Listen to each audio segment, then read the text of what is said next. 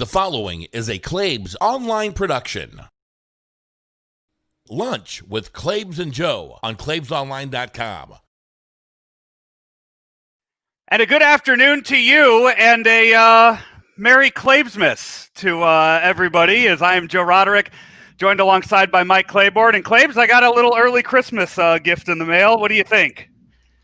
Well, whoa, where the hell did you get that from? I had it custom made. I felt like I was in the Christmas spirit, and I think that's very becoming. I'll have to get it. I need to get one for my significant. I'm not sure if I'm gonna wear it, but yeah, I like it. Well, I wanted. Yeah, I'll post everything, and we've been talking about possibly selling these in 2021 on Claibs Online when we open up our merch line for the year with all of the new shows and everything that we're going to be bringing to the people. Why not merch, and why not Mike Claiborne in a Santa hat? Okay, that would be it'd be different. I'm game. Well, hey, as I mentioned, all of the people that we're going to be adding in 2021, we need to welcome one of those guys in, and that's Jay Randolph Jr., who just had his first Fairways and Greens posted online today. Jay, how are you? Well, I'm a lot better after seeing that sweater. You know what? Those go out to all the team members. Wow. I mean, I'll take 5 of those. I think each one of you guys should give those to your significance and let her wear that around the house. I mean, I don't think I'll ever forget that, Joe, but it's a fun day because we did debut Fairways and Greens online on Claibs Online, and our first episode is with really the best amateur golfer over the last 25 years in St. Louis, and that's Skip Burkmaier, who this year won his 13th Metropolitan Amateur Player of the Year. We talk about the length of time that he's been able to maintain his game, what things were like on the amateur golf scene during COVID, and kind of what the future holds for Skip. He's made some transitions business-wise. He's approaching that age of 50. Is he one of those guys that might want to give the Champions Tour a try, or continue to be a lifelong top-flight amateur? Well, I'm going to ask you right off the bat, Jay, with that said, Champions event coming to St. Louis this year or in 21, he's got to be part of that field, doesn't he? Well, he's not 50 yet, but okay. But he'll be 50 for the course of the contract, because it's going to be here for 4 years. Yeah. I got to think he'd be part of that. Well, the problem is exemptions the spots are so tough out on the Champions Tour. Mm-hmm. And you don't see a lot of amateurs get exemptions. But with the club and his history at the club, that would be a great thing if it would give him a way to maybe test the waters. But I think, as you'll hear in my chat with Skip, he's pretty happy where he's at. He's got a wonderful family, and he's made a transition business-wise. So I think Skip you may see that amateur alongside his name for a long time. You know what? You talk about amateurs, and I think of Jim Holtgreave in that similar situation. We see a lot of amateurs that are content with that. And that doesn't mean they're not bad players for the next level, but that's a field that they feel comfortable with. They know a lot of the people who come and go on that particular tour, the amateur tour, more or less. And it just sounds to me like Skip and Jim Holtgreave and some other guys, hey, I'm good in this swim lane. I don't really need to prove anything else, because that next level, the commitment and a mental challenge, I would imagine, is a little greater. There's also a little correlation between the two, other than the St. Louis ties, is both were kind of quote unquote late bloomers.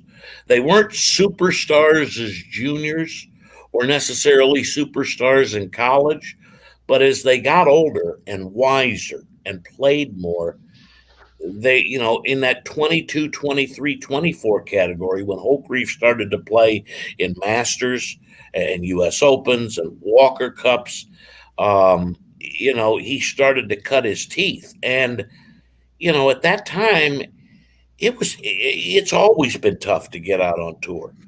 And I think Jim looked at the prospects of business in front of him and what a top flight amateur golf life could bring to him. And he waited. But then as I said, he waited. He tried the Champions Tour and I mean, came within an eyelash of winning down in Charlotte, which may have ended up changing his course because he ended up getting his amateur status back and playing in some senior golf. Now, Jay, you have that interview up right now. You have a few more that are also planned on the Fairways and Greens videos. What year is this for you doing Fairways and Greens on the radio? 1992. Mike and my friend, R.I.P., the great Rich Gray. Rich Gould is still with us, but he's still with us. We don't know how long though. He's still around.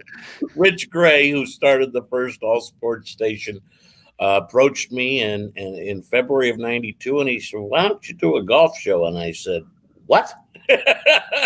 And we put it on in March. And my guest next week on Fairways and Greens Online, on Claibs Online, is going to be Jeff Smith, who, as Mike knows, was my first partner. And, at the same time, was he still at McDonnell Douglas then, or was he? He had left, and he had become the executive director. That's right, the executive director of the Gateway PGA. I had met Jeff in the fall of '91 at the Scratch Pro-Am out at Crescent Country Club, or whatever it was called at that time, and we brought Jeff on one of the first shows. We had a lot of fun.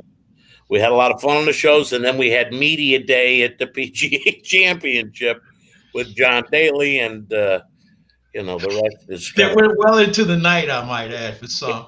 And the morning. Folks, if you'd have seen Jay the next day after that night with Daly, that was quite an experience for you, wasn't it? It was, to put it lightly. I did get to the radio station to start the show at 6 o'clock.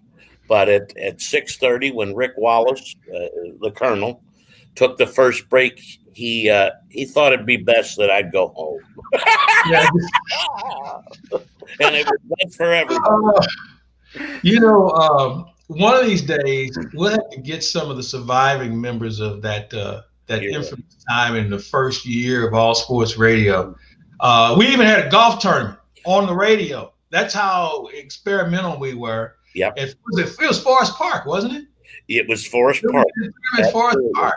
And, golf has never been the same. And I look at what you've been able to do as far as your contribution to golf and what Smitty and Denny Walters have been able to do over the last 30 years. It's just been an incredible run that's going to continue here with ClaibsOnline.com. And we've got so many things planned for next year that golfers are going to appreciate. And I think, Jay, for what you're doing, this is a time we try and refine our skill and learn more about the game and be able to talk the game instead of play the game. And I know you got some things planned that's going to make this a nice, I guess, baseball's answer or golf's answer to a hot stove winter.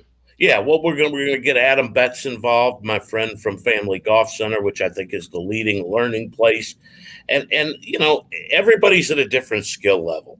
There are some people that should be working at it, the people that are lower handicaps and, probably lifting weights and doing this and doing that. But then there are simple things that the guy that plays once a week or once every 2 weeks, but wants to maintain his game, Adam can help us with that. So we're hoping to kind of have a lesson tee and talk to some of the golf courses throughout the region about what's going on with them and get everybody ready for the season and then really get rolling once March comes. Anybody play Gateway today? We have 2 people, and well, it's early. It's only noon. You never know. It's only 29. Yeah, I'll leave it alone. I'll be on my best behavior as it relates to customers because my boss is here. Make sure you have the brats ready for them when they make the turn, Jay. Brats always ready at Gateway. Appreciate you boys. Really looking forward to a lot of fun on Claibs Online. Absolutely. For the time. You got it. Jay Randolph Jr. and a lot more outside of just the interviews that he has planned to do. A lot more other ideas that he's thrown our way, and that will be rolling out into the new year. Always enjoy working with Jay, and as you mentioned, or as he mentioned, he made it to the radio show the day after doing the stuff with John Daly. Claibs, I've been on a trip with Jay before where he didn't make it to the radio show the following day. So as the years went on, I think the tolerance has dropped a little bit. Well, again, one of these days we will do a show about some of the more interesting moments in the all sports industry. And I will remind Jay to tell you a story about his venture to the Super Bowl and being in a drive-through line. And then you know what? It's funny you should mention that because I was told that story about 5 years ago, I think, maybe longer. And every single year I will retell that story at the Super Bowl. And it just so happens when the Super Bowl was in Atlanta a few years ago, we went through a Crystals just because in honor of. Yeah. So I am very, very familiar with that story. Hey, we are powered by Ameren, Illinois, driven by Munganast Alton Toyota, and also sponsored by Ryan Kelly, the home loan expert. Find him online. Alton Toyota, by the way. It is. It's on the T-shirts. It absolutely is. I'm gonna go. I'm gonna go pay him a visit either this week or next week, and go say hi to Jamie before we get to Christmas. I'll probably wear this sweater there too. I sent Jamie an early preview of this sweater, so I think he might be putting an order in for one as well. I need to get a couple of them.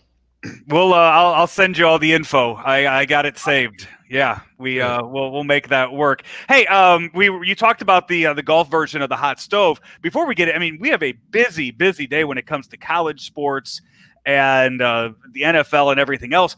But I would say the biggest story right now, kind of a Sunday night news bomb that we saw last night, as it was announced that the baseball team in Cleveland is dropping the nickname of the Indians. And as of right now, they will be much like the football team in Washington as we sit here going into the new year without a name.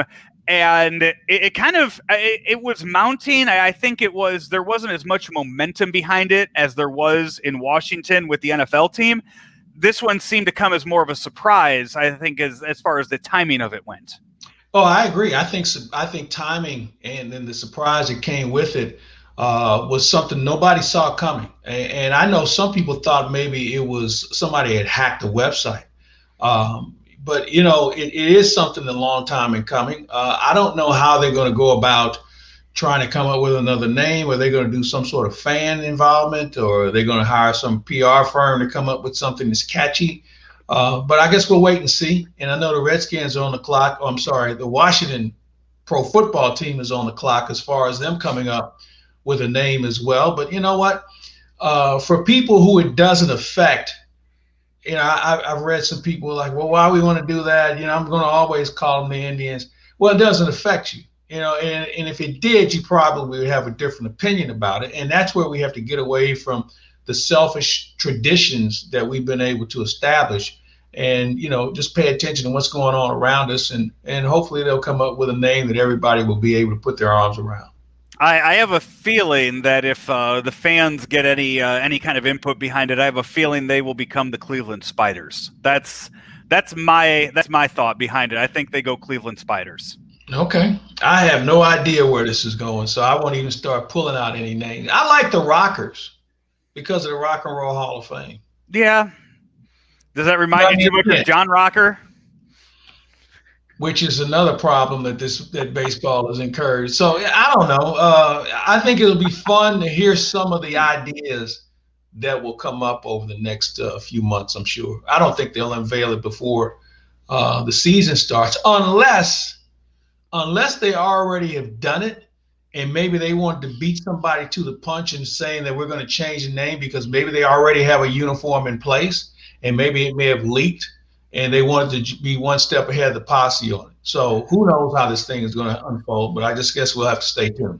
And they had kind of gotten away from the nickname of Indians over the last few years. They had removed Chief Wahoo from any of their logos. They went with just the C on the hat and the name Cleveland across the jersey. So they had, even though they were the Cleveland Indians the past few years, they had gotten rid of all Indian logos, if you will. So they had done they had started this transition. So it should not have come as any surprise that they made it to with the announcement that was made last night, the story that was it the New York Times or New York Post? I think it was the New York Times. I think the surprise was it happened last night. A Sunday night, yeah. It was the last thing you were thinking about, but they got it off the ground. It led every news outlet this morning, and we'll see where it takes them. So that leaves now, and if I'm missing any teams, let me know, of teams in pro sports that are named after Native Americans. That leaves you with the Atlanta Braves, the Kansas City Chiefs, and the Chicago Blackhawks. As far as pro sports go, and college sports, that list gets a lot longer. But as far as the pro sports go, are those the only three that are left, or am I missing one? You know what? I'll be honest with you. I hadn't thought enough about it beyond those three teams. I think that probably covers the bulk of what this is all about. Which one of those three is next then? Probably Atlanta Braves. They've kind of had to scale things back. And if you recall, when Helsley was pitching there last year, the year before last, it kind of cropped up again, and he expressed his displeasure with it. So I think that maybe the Braves would be next. I don't know about the Blackhawks have said over their dead bodies, and, so did Snyder in Washington when it came to his team. So who knows where it goes. Yeah. And then the Chiefs would be the other one. And I'm trying to think if there are any more, but again, it's going to bring up a lot of people who have no reason to have any input in it, giving their opinion on the situation. That's going to lead to more tension, but in the end, it's a nickname. It's a nickname for a team. It shouldn't affect your fandom for the team or affect anything one way or another as far as whether or not you're going to buy tickets or go to the games. Yeah, I agree. I think let's do it and turn the page and move on. Yeah, so that's been the most exciting thing that's happened so far in baseball this offseason. A few things of note as far as maybe possible potential people that were players that were on the Cardinals' radar. You saw David Dahl. He signed elsewhere. Hunter Renfroe signed today. And then James McCann, also, he signed with the Mets, the catcher that signed with the Mets. Those three names I had seen linked or rumored to the Cardinals. Now they're off the board as we sit here still wondering what's going to happen with the team. I had Polo Asensio on my show this weekend, and he flat out said he sees Yachty in a Cardinal uniform next year. He doesn't know when it happens or for how much. He said that's his prediction of what's going to happen, and Polo's about as close to the Molina family as I think anybody in St. Louis is. I agree with Polo. I don't see it changing very much. I just think they need to find a ballpark to start the base salary and plug in the incentives. Nothing I haven't said before now. Yachty's best served to anybody being in a Cardinal uniform, and I think that's where he'll end up. And they'll get it done. I don't think there's a great urgency, a great rush to get any of this done. You want to have it done, but man, we're a long ways from playing some baseball. See, as I've said to you before, not that I have any prior knowledge, but just as I kind of listen, I don't think this season is going to start in the traditional time that we've been allotted. I think you'll move some things back. I think they'd like to get a few more people in the stands via the vaccine, throw in better weather. And I think you've got some labor issues that are going to be mixed in with this as well. So I don't envision the season starting, in the beginning of April, maybe more in May. So I think everybody's kind of moved at that pace and thinking that, there's no great urgency. We'll get it done. We're not going to sell any tickets before then anyway. Yeah, and I have not seen any teams coming out and selling any tickets. In fact, I was looking. Oh no, there's ticket match. No, there. Are there? Yeah, they're not running any commercials for it. I can tell you that. They don't have to run commercials. The first thing they want to do is engage their season ticket holders, and let them know what's going on. And then once that takes place, you'll see another wave of packages that will be available. Now, again, I think one of the reasons why it might be on the back burner is because we don't know when the season will actually start. And I'm sure there's got to be some contingency plans on what if we move it back. how's the schedule going to shake out? What games do you lose? What games do you want to make sure you keep? How much is interleague play going to have involved in this? So there are a lot of things that still have to be discussed. I'm sure they've been discussed, but it's certainly disclosed to the rest of the general public. Yeah, that's and by the way, speaking of start of the season, the hockey, I think we are 1 month from today away from the start of the NHL season, and we talk about that's not going to happen either. We talk about not knowing certain things with baseball, whether or not there's going to be a DH, whether or not when the season's going to start. Right now, we're not sure where the Blues are going to play this year as far as what division they are in, as that seems to be changing. That's a fluid situation that changes every single day. And it looks now it's between Dallas, Minnesota, and St. Louis as far as which team has to go out to the Pacific and play their games there most of the year. Well, I think it's asinine that any of those three are out there. I think what you have is you have the LA teams, San Jose, Colorado, Phoenix. There's your division right there. St. Louis should be in a division with Dallas, Minnesota, Chicago, Detroit, Pittsburgh, Nashville. And maybe even Pittsburgh is out and you just keep it in the central corridor of the country. And then the East would take care of itself. You've got Pittsburgh, Philadelphia, both New York teams, the Jersey team, Carolina, Florida, and Tampa. Now that you may have to move one of the Pennsylvania teams over, but I don't know why it's that difficult. And this is where the TV networks have to step up. You're Fox Sports Midwest. You're saying there is no way in hell we need to start games at 9:00 every night when the team is on the road, especially if you're playing up against the Cardinals. There's so many things that I think are wrong with this alignment. And I believe the Board of Governors meeting is going to take place later this week. So I'm sure that whoever the governor is, and I'm sure it's Tom Stillman for the St. Louis Blues, they got to go out and start pounding on the table and say there's no way in hell we're going out there. It doesn't prove to be profitable for anyone. Let me ask you this. This was we discussed this. Andy Hanselman and I discussed it this weekend, and it was a thought that I had in regards to the season. If the Blues end up in the Pacific and they are playing countless, I think it was about 22, 26 games in starting in Pacific time. Why wouldn't the Blues, if they're not allowing fans at Enterprise, why wouldn't the Blues just kind of move their location, move their headquarters somewhere out west for the year and avoid many 4-hour plane rides? Well, I think there's a situation called the Players Association, and players aren't going to want to uproot their families again to be out there.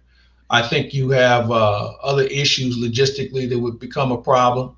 So I don't see that being an idea that's going to fly.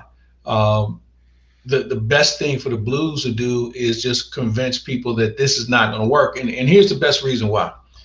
Let's say you're on a 6-game road trip, 6-game in, let's say, 12, 13 days. And your final 2 games on the trip are back-to-back games with the Kings and the Ducks. Then you fly home, off day the next day. Then you got to play Colorado, whoever's waiting for you in your own building. And, that back-to-back off, then play again, dealing with time zones, I think that's just a recipe for disaster. And the Blues have enough ammunition to justify why they shouldn't be part of the Western Conference. And Minnesota shouldn't be part of that either.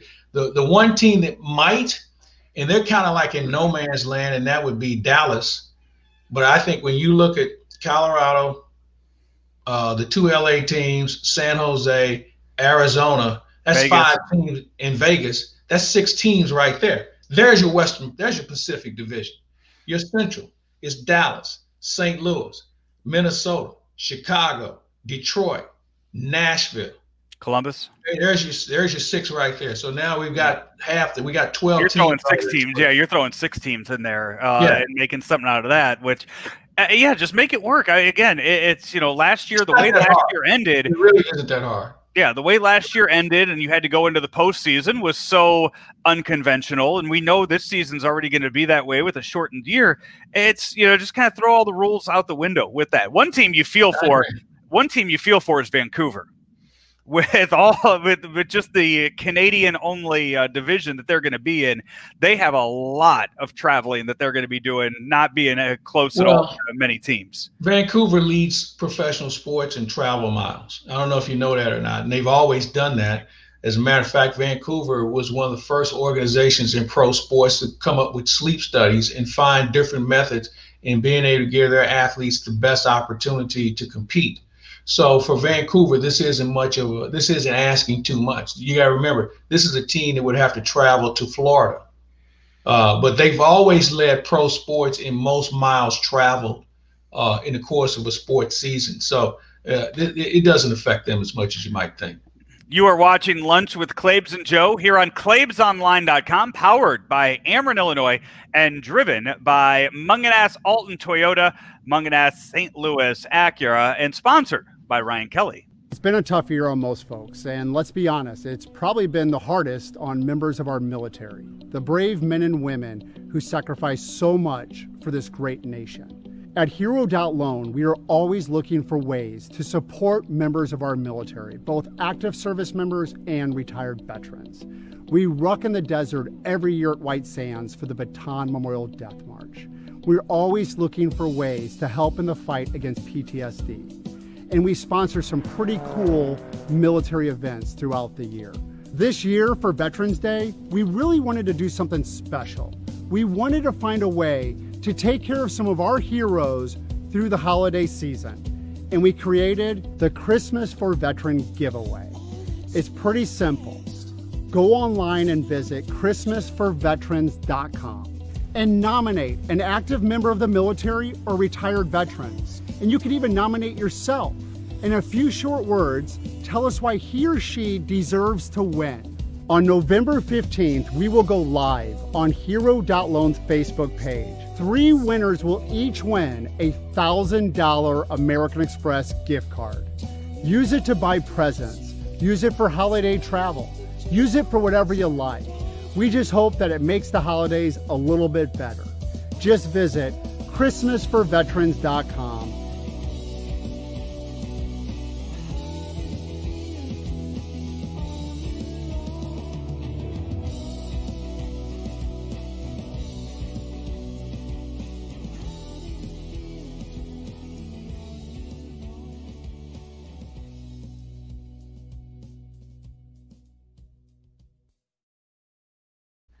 Ryan Kelly's got a good head of hair going in that video.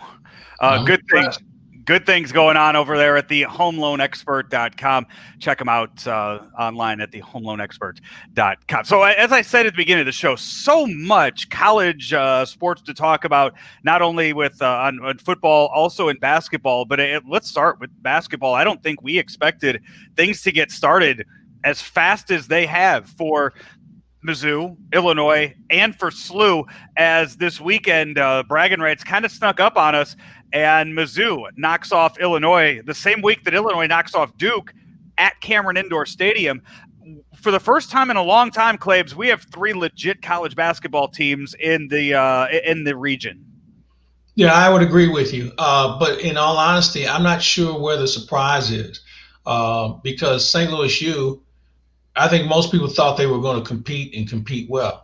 Once the 2 players at Illinois decided they were going to come back, you knew they were going to be good. Yeah. And with regard to the bragging rights game, Missouri won the last 2, if not 3 games against Illinois. So they're going to play them in their own backyard. But as you mentioned, not that they're fans in the stands. It's a home game. And Missouri, like St. Louis U and Illinois, because these are veteran teams, okay? They've had a chance to play one more year together, and they've had multiple practices along the way. So I'm not really surprised at the progress of any of these programs. I am disappointed, though, in the notion that they can't find games to play. I know St. Louis U got stiffed by Evansville over the weekend, and Missouri's playing, I believe, Prairie View tomorrow. What's wrong with playing each other? What's wrong with Illinois getting involved in playing St. Louis U? I mean, we're looking for non-conference games. Nobody cares about some of these teams that are being brought in right now. But if you're playing teams that you recognize and are competitive, I think it bodes well for everybody in the area. So I know there's an issue with regard to Missouri and St. Louis. Missouri wants a 2-for-1. I don't really give a damn about next year. Flip a coin on who's going to host the home game, and let's just go play. And once you see the interest develop, then you sit down and figure out the best way to have a long-term schedule of games against each other. But this whole excuse mill, I'm tired of it. Stay in the room, get the deal done. Let's play this year, and we'll figure out next year when it gets here. Howard Richards, a good friend of yours, and everybody knows him as the color commentator for Mizzou football, used to be very heavily involved in the athletics department at Mizzou prior to COVID of this year. And Howard Richards yesterday was tweeting about it. He wants to see Mizzou and SLU play each other. He wants both schools to figure out a way to make it happen. Yeah, I mean, it's not that hard, okay? And it starts at the top.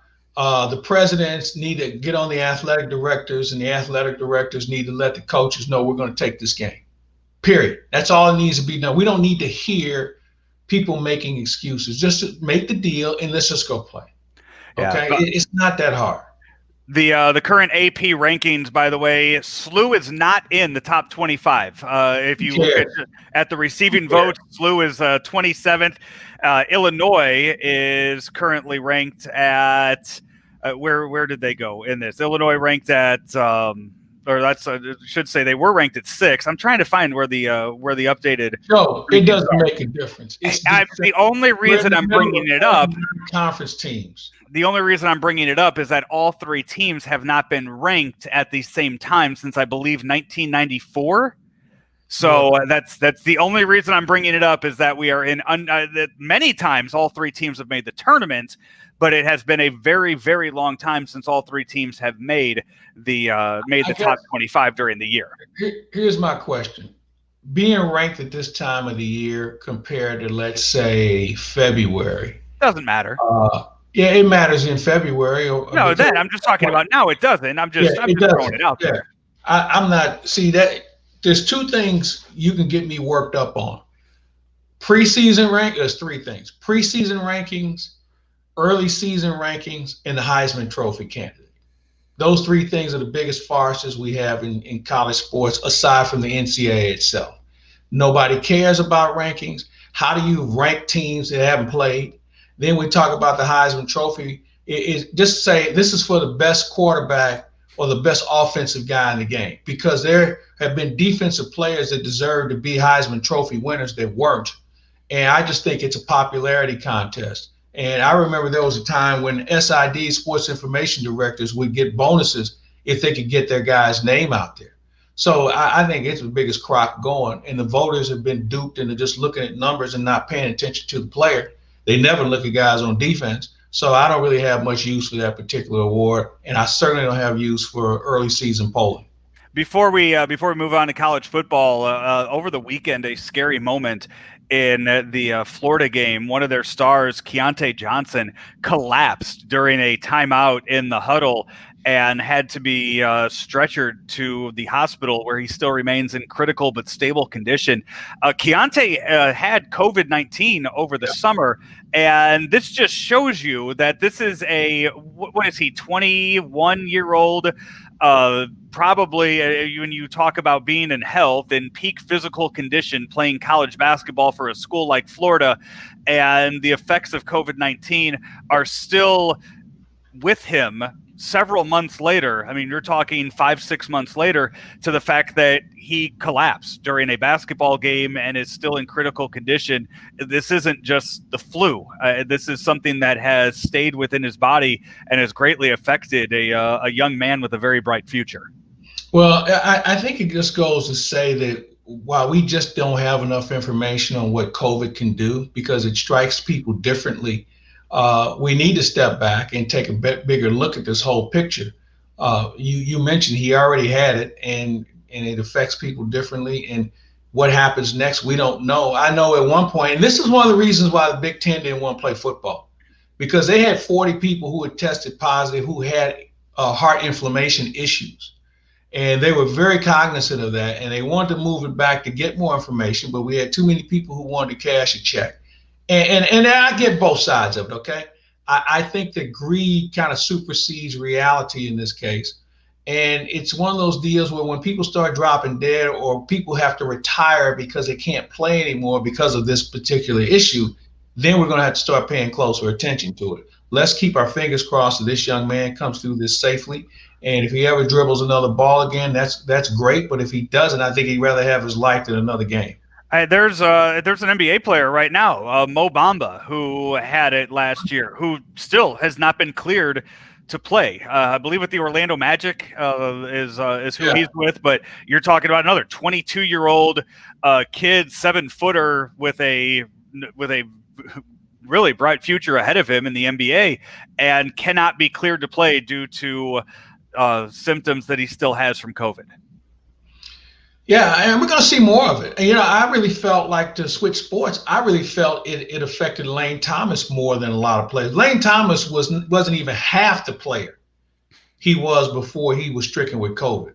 And I really felt that had the after effects really took its toll on him. And it'll be interesting to see what he looks like going into spring training.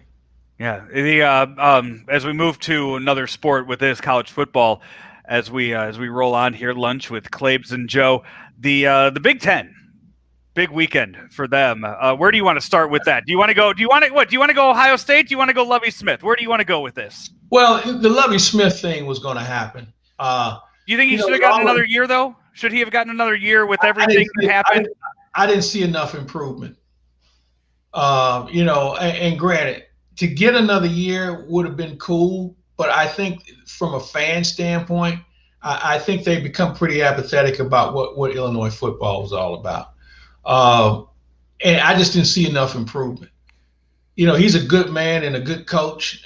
But here was an issue I always had with Lovie from day one. Their offense never had a personality. We never knew what the offense was about. Did they run it well enough? Did they throw it well enough? I mean, was it high octane? There were a lot of things about that team that just didn't check enough boxes. And, I don't know if Lovie will get another head job. I think that there'd be a school at a lower level that would take him on because I think he is a good person. He's a good character builder.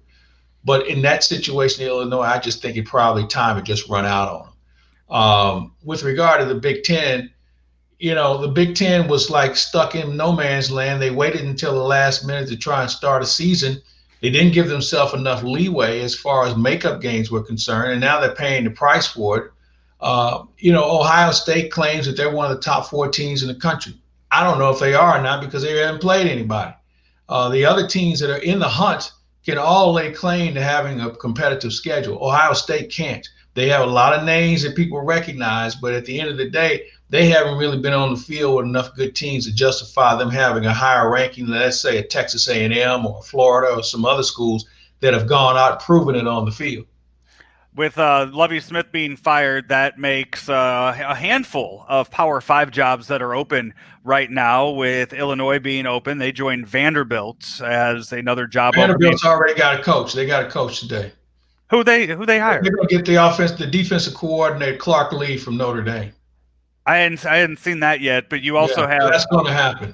Gus Malzahn fired at Auburn, Kevin Sumlin fired at Arizona, so that opens up some Power 5. So last night you tweeted that none of those schools would make it to the playoffs. And how many years did you say? 5 years.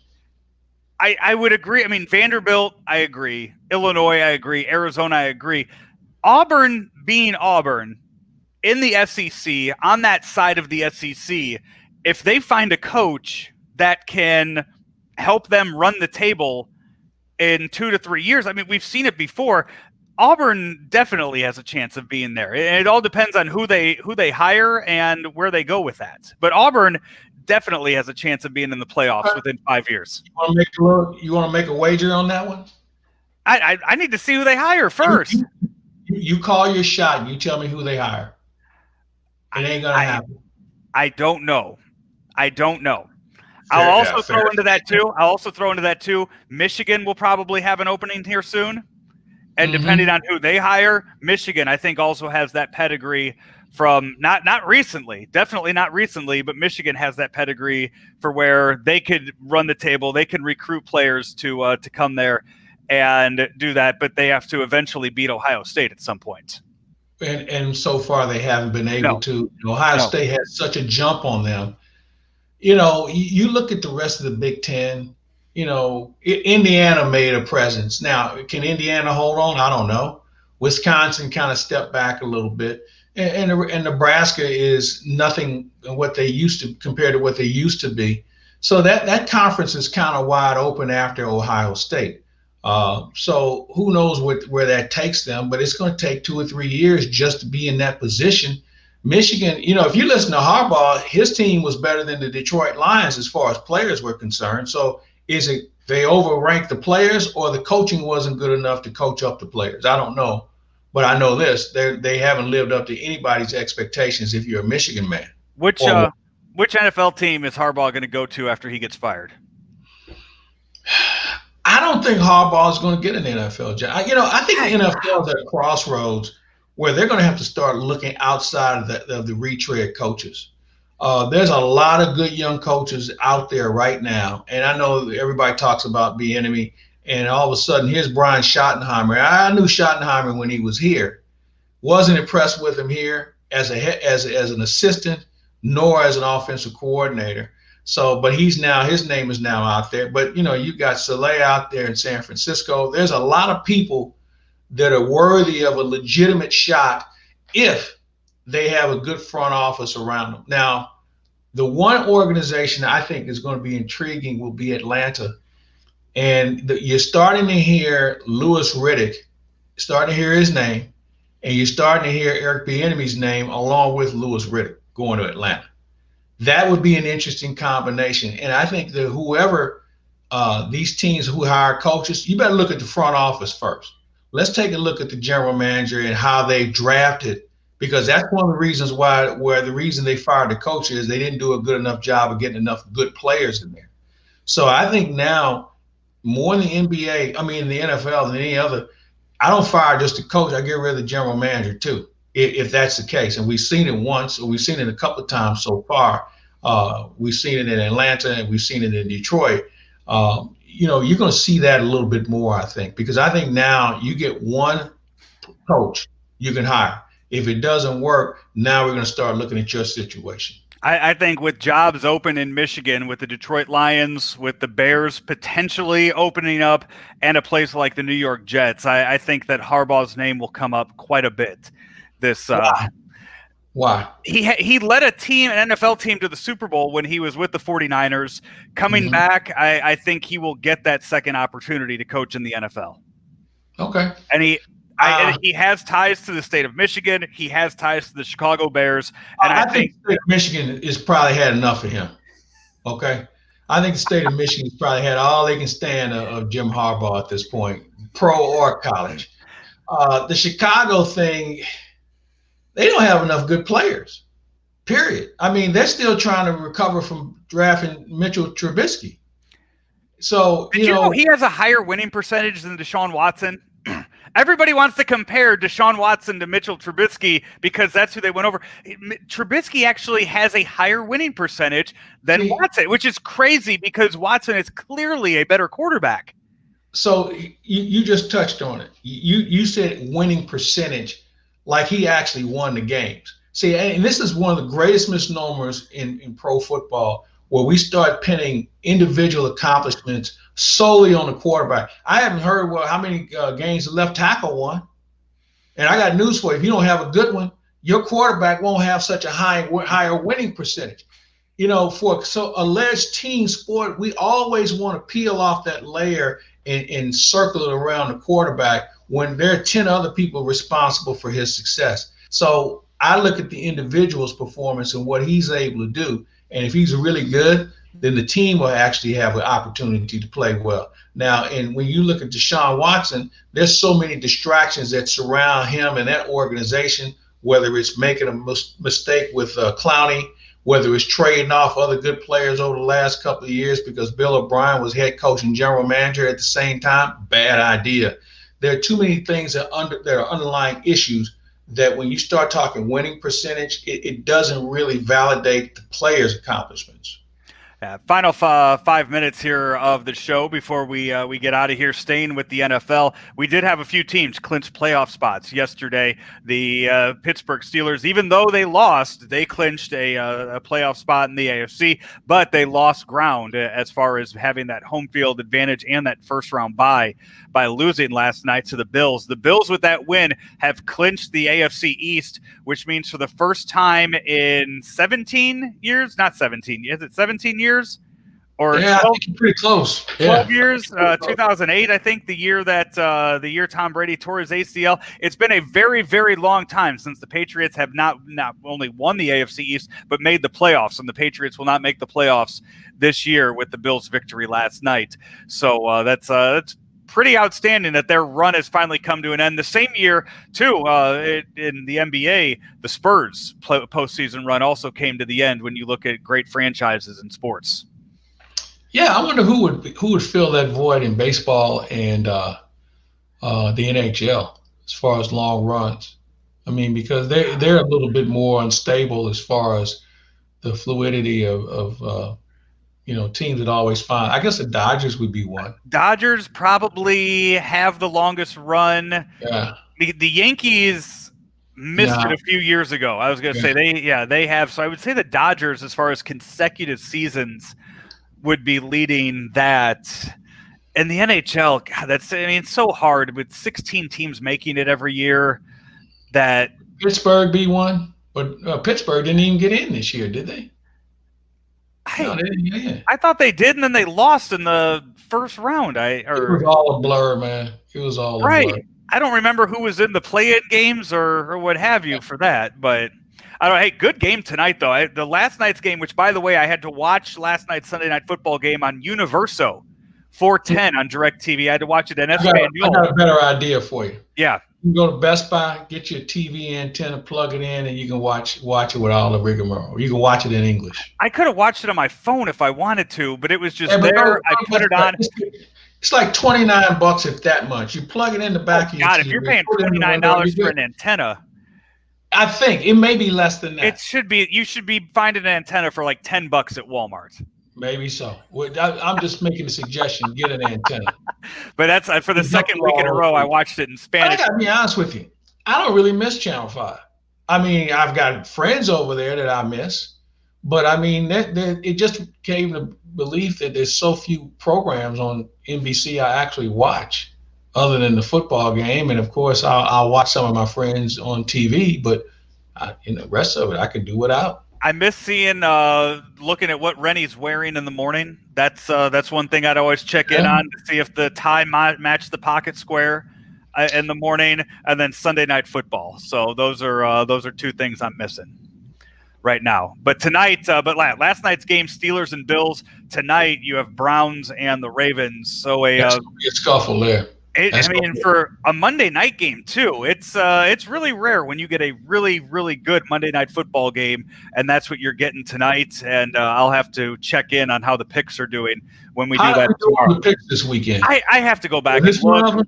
Was this one of the games on the schedule? Yeah, this was. Oh, okay, all right. Yeah, I don't know if I did so hot. Somebody disappointed me yesterday. I can't remember who it was. Yeah, I talked myself out of picking the Dolphins yesterday over the Chiefs, so I'm glad I went with that, so I didn't fall further into the cellar. But at some point, I got to start making some risks to make things up. Hey, we got to get running here. We do have a busy week on the website. Jay's Fairways and Greens video interviews started today. You saw him at the beginning of our show. So those are going to be available every Monday on claibsonline.com. You have an interview with Bob Kendricks of the Negro League Hall of Fame that'll be dropping tomorrow as well. Yeah, we got a lot of stuff going on. We hope to have some other announcements coming up later this week as well about some other teammates that are going to join us. So I would just suggest everybody stay tuned, keep viewing what we have and listening to our content, and certainly paying attention to This Day in Sports. And we'll keep it coming as long as we can, and we're having a good time doing it. Yeah, and starting this weekend, too, we'll start a year in review doing that, along with a few other special content, special pieces of content that we have coming up as the year wraps up. So that'll do it for us today on Lunch with Claibs and Joe, powered by Ameren, Illinois, driven by Munganess Alton Toyota, Munganess St. Louis Acura, and sponsored by Ryan Kelly, the home loan expert. Find him online at thehomeloanexpert.com. For Mike Claiborne, I'm Joe Roderick, wishing everybody a Merry Claibsmas once again here on claibsonline.com.